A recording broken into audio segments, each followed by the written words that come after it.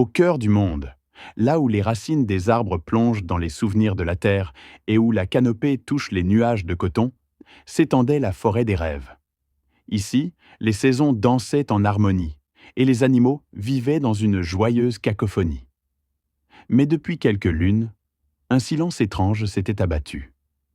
Les couleurs des fleurs pâlissaient, le chant des ruisseaux s'était tu, et une froideur persistante rampait entre les arbres, même en plein jour. La magie de la forêt, alimentée par le grand arbre lumineux, s'affaiblissait. Un matin, tous les animaux furent convoqués par la grande chouette Atélina, dont les yeux voyaient aussi loin que le temps. « L'équilibre est rompu », annonça-t-elle d'une voix grave. « Le cœur du grand arbre, la source de toute vie ici, s'affaiblit. Une ombre de froide indifférence gagne du terrain. Si la lumière s'éteint, la forêt sombrera dans un hiver éternel. » Un frisson d'effroi parcourut l'assistance. « Que pouvons-nous faire » gémit un lapin. Une ancienne légende, murmura Atélina, parle d'une graine de lumière, cachée au sommet de la montagne qui touche les étoiles. Si on la rapporte au cœur du grand arbre, elle ranimera sa flamme. Mais le chemin est périlleux et nul ne l'a jamais emprunté. Dans la foule, 3 petits cœurs battaient la chamade. Éliane, un faon aux longues jambes qui tremblaient au moindre bruit. Il rêvait de courage, mais se sentait fait de verre. Chloé, une petite taupe qui portait des lunettes toutes rondes.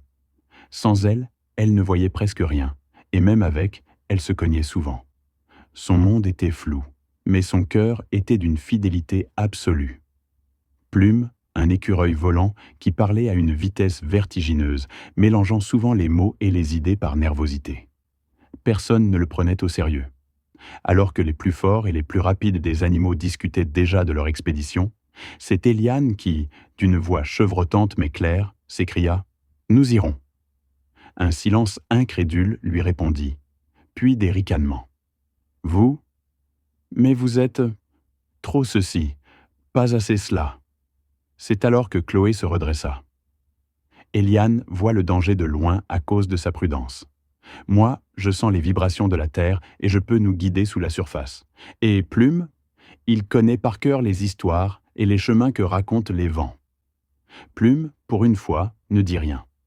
Il hocha simplement la tête, les yeux brillants de détermination. Atélina les observa, un sage sourire au bec.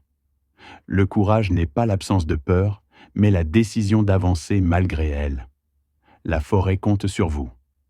Équipés d'une petite besace de provisions et d'une feuille de route à peine esquissée par Atélina, les 3 compagnons se mirent en marche.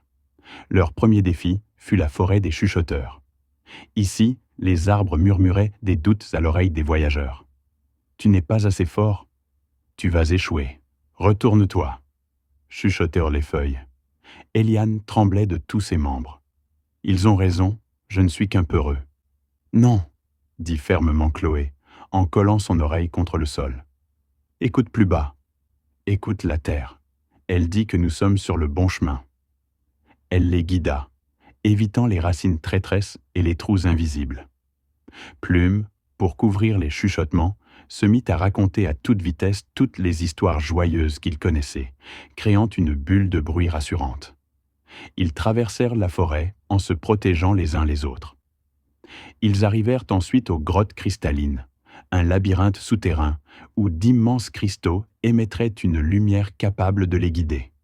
Mais pour Chloé, sans ses lunettes, c'était un brouillard aveuglant. « Je ne vois rien !» avoua-t-elle, paniquée. « C'est mon tour !» dit Éliane. Sa peur aiguisait ses sens. Il percevait les moindres courants d'air, les infimes variations de lumière sur les parois. « Par ici, suivez-moi !» Il les mena avec une prudence de félin, évitant les précipices cachés. Plume, de son côté, notait les motifs des cristaux pour mémoriser le chemin du retour. Enfin, ils aperçurent leur destination, la montagne qui touche les étoiles, immense et imposante. Pour l'escalader, il fallait emprunter un chemin étroit et glissant, balayé par des vents violents. C'était l'épreuve ultime. Plume regarda le vide et son flot de paroles s'arrêta net, remplacé par une terreur muette. Il était paralysé. « Souviens-toi, Plume, lui dit doucement Chloé. Souviens-toi de l'histoire du vent du Nord que tu racontes si bien. Comment il souffle par rafale de 3. Compte avec moi. En se concentrant sur ce qu'il savait le mieux, les histoires, Plume retrouva son calme. 1, 2, 3. Souffle. Maintenant, on avance. Il put ainsi enticher les rafales et grimper en sécurité. Mais une terrible crevasse bloqua leur route. Éliane, le plus léger, pourrait peut-être sauter de l'autre côté et tendre une liane aux autres. Mais le vide lui fit tourner la tête. Son cœur battait comme un tambour de guerre. « Tu peux le faire, Éliane, » murmura Plume, retrouvant sa voix. « Tu as toujours été le plus prudent, alors fais le saut le plus prudent du monde. » Éliane ferma les yeux, inspira profondément et se lança. Ses jambes, si souvent tremblantes, furent fermes et précises. Il atterrit de l'autre côté. Ils venaient de vaincre leur dernier obstacle. Au sommet de la montagne, baignée par la lumière des étoiles, poussait une fleur d'argent. En son centre, pulsait doucement une graine qui émettait une chaleur et une lumière réconfortantes. La graine de lumière. Alors qu'Éliane s'approchait pour l'accueillir avec respect, une forme émergea de l'ombre. C'était l'ombre elle-même, une créature de brume froide et de silence. « Pose cela, petit Faon, » murmura-t-elle d'une voix sans vie. « Pourquoi se battre? Pourquoi espérer? L'indifférence est bien plus simple. Laisse la lumière s'éteindre. » Éliane sentit le froid le gagner, le découragement. Et si c'était vrai? Mais derrière lui, il entendit la voix rapide de Plume lui crier toutes les merveilles de la forêt, le goût des noisettes, la chaleur du soleil sur les feuilles, le rire des amis. Et il sentit la patte de Chloé se serrer contre la sienne, un lien tangible et chaleureux. Éliane se redressa. « Non, » dit-il, et sa voix ne tremblait plus. « Tu as tort. Ce n'est pas plus simple. C'est juste vide. Et nous sommes pleins. Pleins de défauts, de peurs, de bêtises parfois. Mais nous sommes aussi pleins d'amitié, d'espoir et de courage. Et ça vaut la peine de se battre. » À ces mots, prononcés avec une conviction absolue, l'ombre recula, incapable de supporter la chaleur de ses sentiments. Elle se dissipa dans les airs comme un mauvais rêve. Éliane cueillit délicatement la graine de lumière. Le retour fut plus joyeux.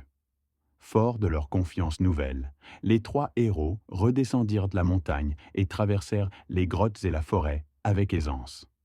Lorsqu'ils arrivèrent enfin au grand arbre, celui-ci n'était plus qu'une silhouette grise et fragile. Sous le regard ému de tous les animaux, Éliane, Chloé et Plume approchèrent la graine du cœur du grand arbre, une cavité sombre et froide. À son contact, une lumière explosive jaillit, irradiant dans toutes les directions comme une aurore boréale. La chaleur revint instantanément, les couleurs explosèrent sur les fleurs, les ruisseaux se remirent à chanter et les arbres frémirent de vie. La forêt des rêves était sauvée. Ce soir-là, une grande fête fut organisée. Éliane, Chloé et Plume étaient acclamés, non pas comme les plus forts, mais comme les plus braves.